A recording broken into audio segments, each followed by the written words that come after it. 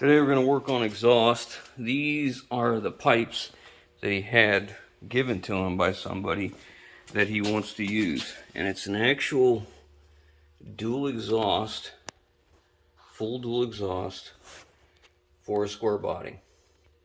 So we got the tailpipes.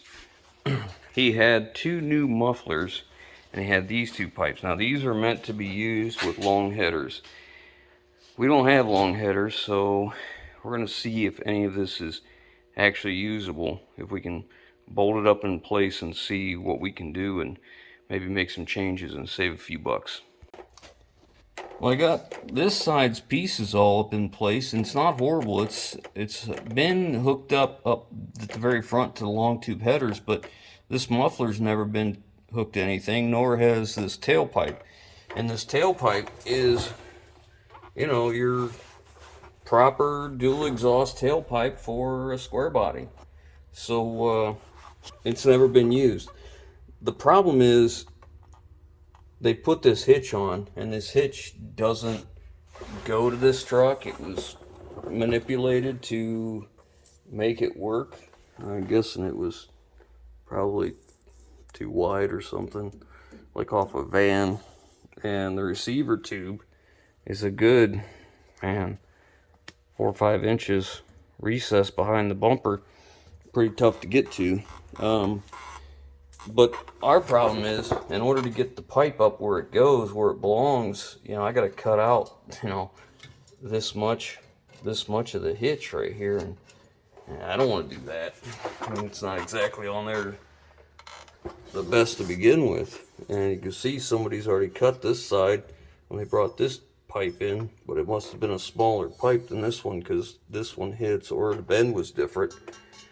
I don't know. So I think we may have saved a few bucks by not having to buy all the mufflers and tailpipes and the intermediate pipe, but we're gonna spend it on a hitch, because I can't give his truck, I can't put the exhaust on with this hitch in here, and I can't give him his truck back without a hitch when I had one when it came.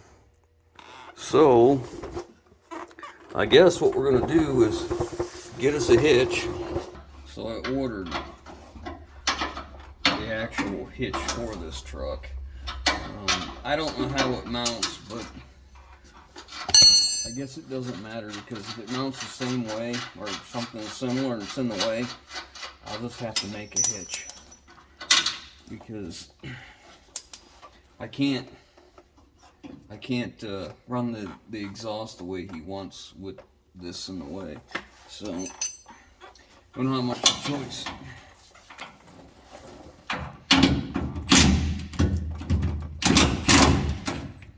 It's so weird. Like some of this, I don't know. It's like it's not even touching.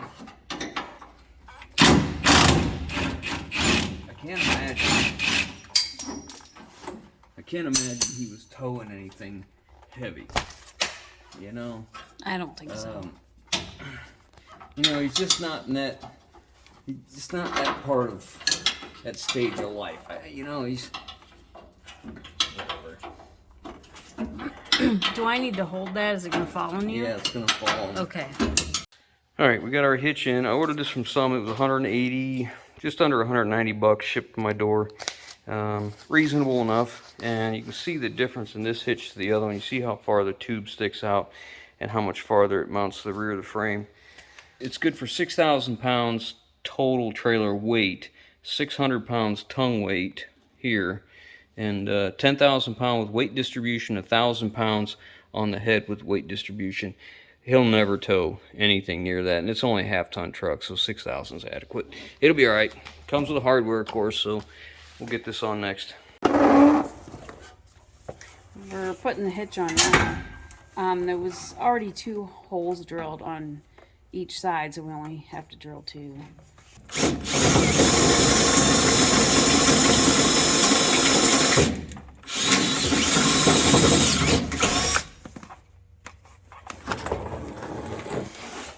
I've drilled pilot holes and worked my way up to 1/2 inch.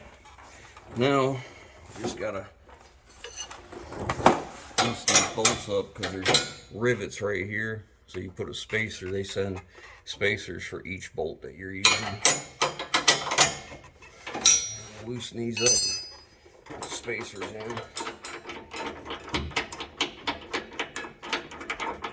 That's enough to hold it. And we'll drop our spacer in there. And go through.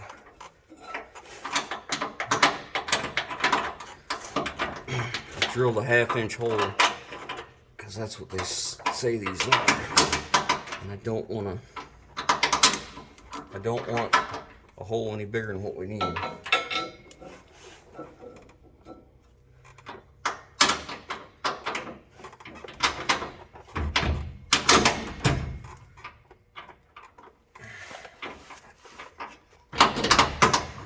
of makes it a challenge to get it through there.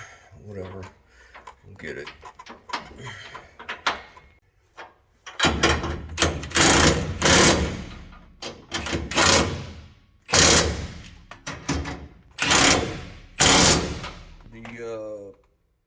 The instructions say to torque this. I think it said 100 pounds. I'll have to double check.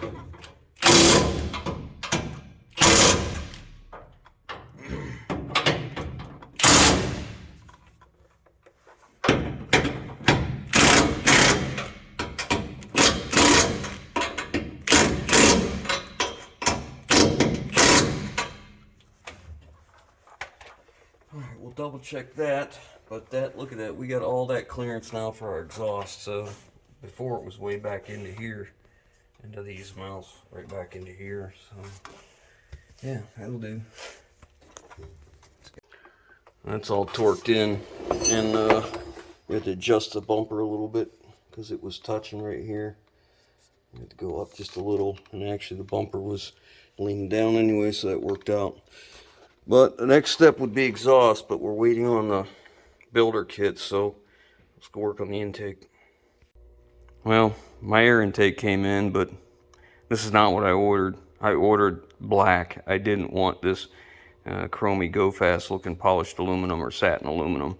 I don't want this, and the reason I chose the black is because I'd like this to look as close to factory as possible. I don't want it to look like it's been, you know, fabricable together to go in this truck. If you lifted the hood and you didn't know any better, I'd like it to look like you would think it's all factory. That's what we're going for, and that just doesn't do it. So and the reason I was going to change this is because when this is tightened up, there's not much room in there, and you know the engine's going to torque up this way, so it's not going to hit it. You know, but at the same time, if it's going down the road hitting bumps and this is rattling, that's just unacceptable. So I'm going to try and trim this flange down first and move it in some. If I can get myself maybe another quarter, because when it's clamped into place, I got maybe 1/8. If I can get another 1/4 of an inch out of it or something, then I'm going to try and run with that.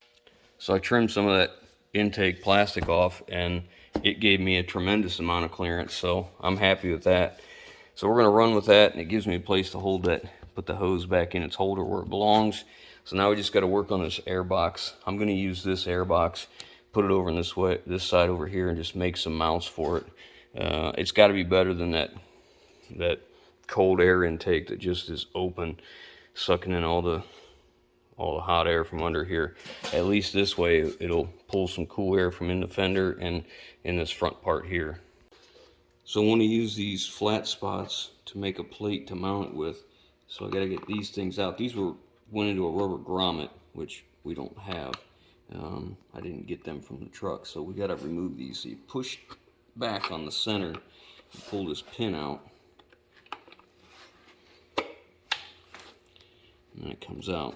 So we'll do the same thing with this one. It's hard to see in there, it's dark. Just push the center down, and pulls out. There we go. I wanted the air box to be as level as possible with here, so it looks as close to factory as possible. And I think we're there. I made some stands that just basically make it stand up off of the fender, the inner fender, and position it where we want it. It's going to be right here at the air intake of the fender, so that should be good. And we maybe sometime come off of here and bring something in. I don't know. I was thinking about cutting a hole here and letting it, you know, come into the side of it, but I'd have to reduce it down. But I don't know. I think for time being it's going to be all right.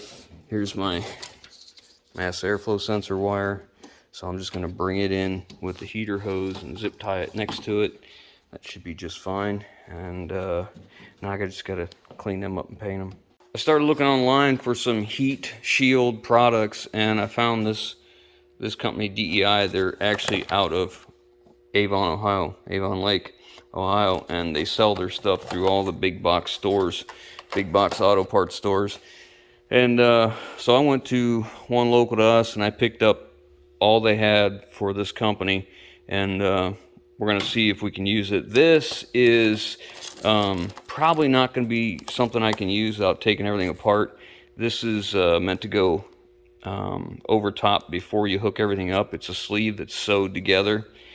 I don't know if I can use this. This one, I can't remember how long that was. 3/4 diameter by 3 foot length. 3 foot length seems to be like the common. This is the same thing, only it's Velcro. It is set up to, you know, go the full length of 3 feet or whatever, and then Velcro it together. The Velcro feels pretty good. The product itself feels pretty thick and pretty good. I'm pretty happy with that. I hope it works well. I think this is 3 foot as well. Does it say anywhere? Line and hose protectant, hook and loop. I don't think it says, but it's probably about 3 feet, I'm guessing. And then lastly, well, not lastly, but next is this. This is a 12-inch by 24 sheet that you can cut to your length. And I opened that up before I bought it at the store because I wanted to see what it was like. And I believe I could take that and cut it into strips and then wrap it around my lines, and it would work possibly better than the Velcro. I don't know.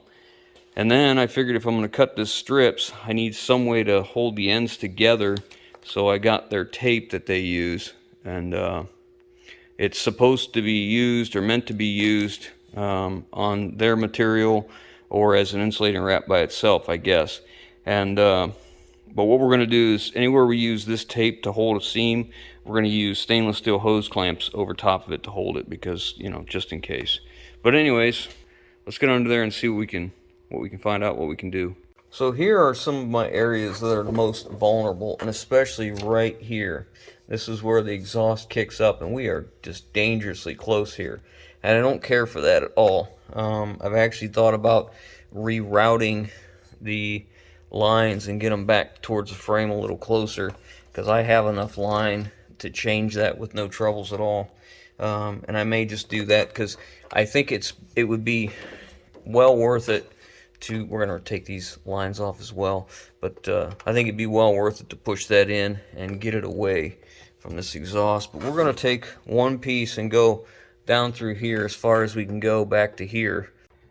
Well, I don't know if that could have went any easier. It's nice and thick, it's not thin, and anywhere I had something come in, like you know, the two lines split off here and the vent line stays on the frame, I just took a utility knife and slit that up and let it come in, and then resumed with the protective wrap. And then when there's a clamp here, I just cut a U out right there and fold, well, actually just cut 2 slits. I fold the other part in and then just went on with the Velcro. It seems to hold real well. It's easy to work with, and it's nice and thick. That solved the whole entire concern here. Like, I'll probably still do another heat shield in this area maybe. We'll have to see how it turns out where the exhaust lays. But I'm pretty happy with that. I mean, this was 25 bucks, I think, for 3 feet. So I think that was money well spent. I would use that again. We'll see how it holds up. That Velcro is pretty stiff. I don't know as if I'm going to need to clamp that, because quite honestly, it's never going to get any UV light. It's just going to get heat. I don't know. We'll see how it does. We'll keep an eye on it, because I'll be doing the maintenance on this truck for him anyway. So I'll be able to see it. So here's somewhere I think I'd like to use the sleeve that I bought. This is an oil pressure tap that I tapped into for, this is the oil pressure light on the dash, and this is the mechanical gauge that I added. It's got that little 1/8 inch line, and I put it inside quarter, and I don't know if that's going to show up well, but it's dangerously close to the exhaust manifold. So I think I'm going to take this and cut it loose, take this back apart, slide a section of that sleeve stuff over top of this, and just to help protect that, because I don't want that to burn and start leaking oil. Could you imagine spraying oil on the exhaust? Well, I'm definitely happy with that. Easy to work with, and was able to get it way up in here next to that. Probably could have went just a little bit longer, but I think it'll be all right. I think we got more than adequate protection on there now, so that's good. I had to take the oil line loose to slide it on, of course, so it drips some oil on the ground. We'll have to clean that up and get that off the floor, but I'm going to take the opportunity to go ahead and change oil while we're at it. And I noticed this has some type of DIY silicone in here, so I picked up another transmission filter kit and gasket. So we're going to go ahead and change oil, drain the oil out, put a new filter on, and we're going to drain this and put a new filter and gasket on here as well. And I got to get a nut up here on that wire. I keep forgetting this. I don't know why I keep forgetting that nut up there at the top. It's holding that orange wire. Well, it's a good thing I took it down.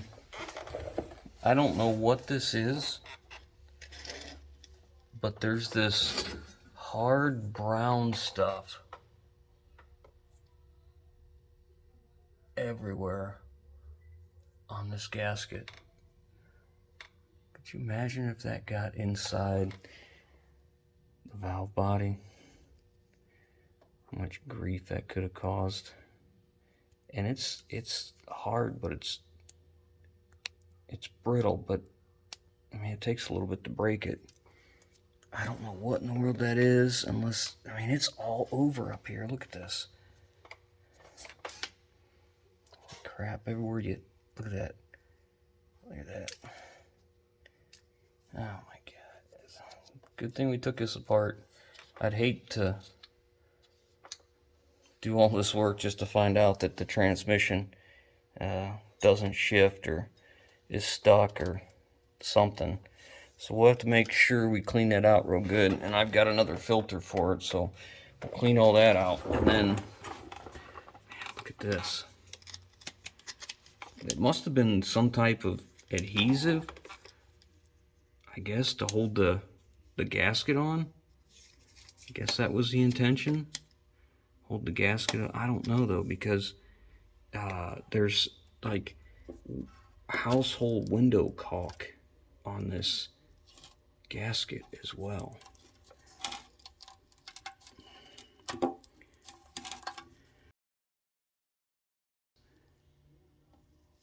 I don't understand, but this will give you a better look at that stuff. I don't know what that is. It's brown, it's hard, it's brittle. Look at this, there's a pile of it right here.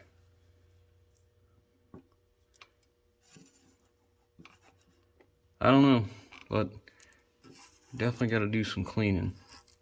Make sure we get all of it off.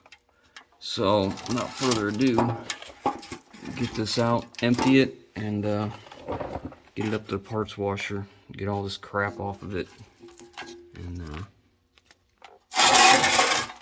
start new.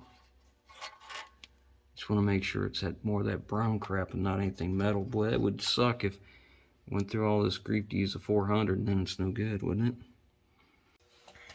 More. Not much metal in here though. I mean, that magnet's really clean. But I don't know. I mean, obviously this has been down recently or at some point. So was that cleaned off then? And I don't know. But this is goes to show one reason you don't use sealer on transmission gaskets. If your transmission gasket is leaking, then your pan is either deformed from over tightening or your gasket's damaged, because these things only take like, I don't know, so many inch-pounds of torque. You can see the embossing here, it just pushes on the rubber. It doesn't take much. There's no pressure here. It's just holding the contents of the liquid. Anyways, Let's get it cleaned up. Alright, so I've run this in. This is a thread chaser. You see how it's not sharp? The threads are kind of just like a bolt. They're not as sharp as a tap. I just take your battery ratchet and I just run it in, run it back out, and then hose it off brake parts cleaner, and then run it back in. And it does a nice job of cleaning up all that crud that was in them threads. So now they're all cleaned. Only thing left to do now is to check the pan, make sure it's flat. And right now I'm going to go ahead and put the new filter in. I'm going to hose this down one more time, make sure there's no lint or no crud anywhere hanging out. Have to look it over real good. Then we'll put the filter on. First thing I'm going to do is pull the suction line down. There's an O-ring right up in there. They almost never come off with the tube, so you have to put your finger up in there, grab a hold of it, and pull it down. This one's kind of hard and flat feeling, so it's probably not been changed recently. So the easiest way I found to put it in is take the new one. Isn't going to be easy to do one-handed. Slide it on the tube itself. Using the Helen Keller method, so I can't see anything. Slide it on like this, and then put it up in there. Now I've got a bunch of ATF on my hands, so I got some lube, and I just push it in there gently. There she goes. You see how the cutout is on this to keep it in the corner. Those plastic, kind of almost like brackets. Alright, now once that's in there and it's bottomed out, now we're ready for the new filter, which actually just pushes on there. But there's a spacer that goes in between here and the filter, and the bolt goes through it, so I try and set that up ahead of time. This goes here, and this goes on this side, then your sleeve. Get this barely just started where it belongs. Then we line this up, the rubber gasket here, and just give it a good firm push and tighten this up.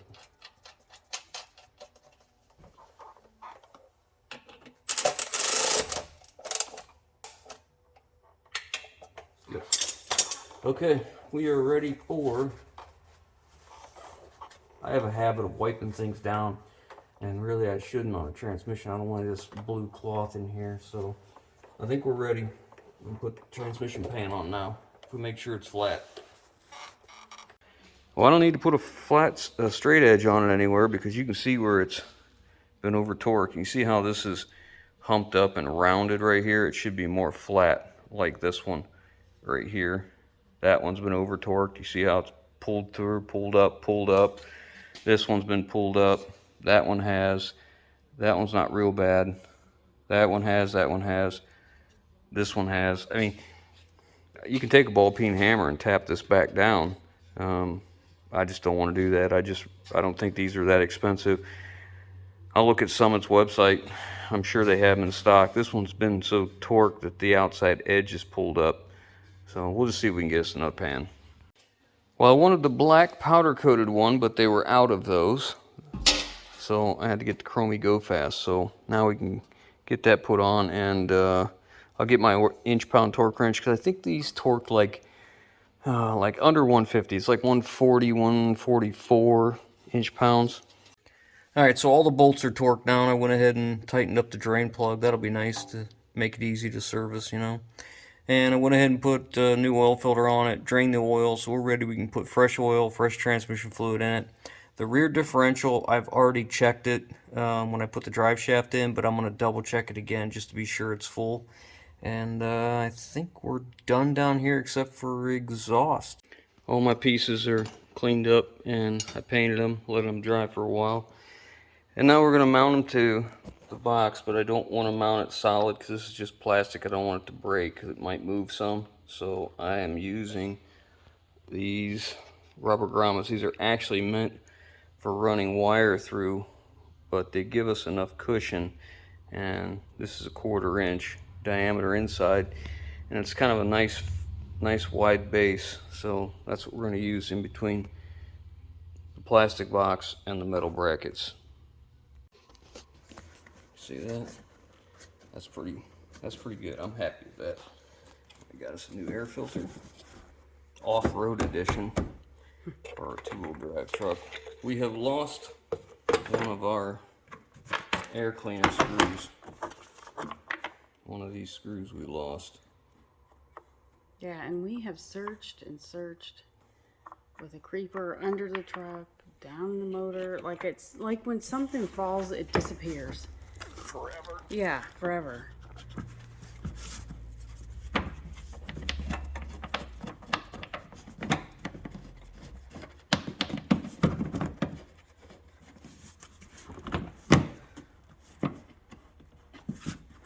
So I need a screwdriver. Yeah, I'm not sure.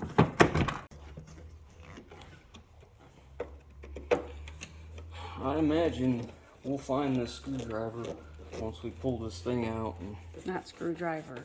that screw. Yeah. Which is weird because, you know, I had my hands on it forever. Well, at least it's something that's easy to put in. You know, it's not. You can get to it whenever we do. Well, I was gonna just go to the dealer and get another one, but you're right. Okay, I like that. I'm pretty content with that. It's good and solid. This is good and solid. The only thing I don't care for is that, but yeah, something will. So now I just have to route the mass airflow sensor wire